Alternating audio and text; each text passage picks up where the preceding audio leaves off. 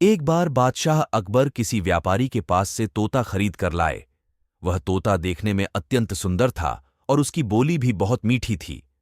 अकबर ने उस तोते की रखवाली के लिए एक सेवक को नियुक्त कर दिया और उसे साफ हिदायत दे दी कि अगर तोता मरा तो तुम्हें मौत की सजा दे दूंगा। और इसके अलावा जिसने भी अपने मुंह से कहा कि तोता मर चुका है, उसे भी मौत की सजा मिलेगी। इसीलिए तोते की रखवाली अच्छे से करना। सेवक तोते को लेकर चला गया और बहुत उत्साह से उसकी देखभाल करने लगा।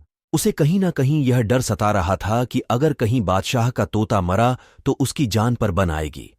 और फिर एक दिन ऐसा ही हुआ। तोता अचानक मर गया। अब सेवक के हाथ पांव फूलने लगे। उसे बादशाह अकबर की कही बात याद थी। वह तुरंत भागकर बीरबल के पास गया और पूरी बात बताई। बीरबल ने उस सेवक को पानी पिलाया और कहा, चिंता मत करो, मैं बादशाह से बात करूंगा। तुम बस इस समय उस तोते से दूर हो जाओ। कुछ देर बाद बीरबल अकेले बादशाह के पास गए और बोले कि मालिक, आपका जो तोता था। इतना बोलकर बीरबल ने बात अधूरी रख दी। अकबर बादशाह तुरंत बोले, क्या हुआ? तोता मर गया। बीरबल बोले, मैं सिर्फ इतना ही कहना चाहूंगा कि आपका तोता ना मुंह खोलता है, ना खाता है, ना पीता है, ना हिलता है, ना चलता है। उसकी आंखें बंद है और वह अपने पिंजरे में लेटा हुआ है। आप आइए और जरा उसे देखिए। अकबर और बीरबल फौरन तोते के पास गए। अरे बीरबल, तोता मर चुका है।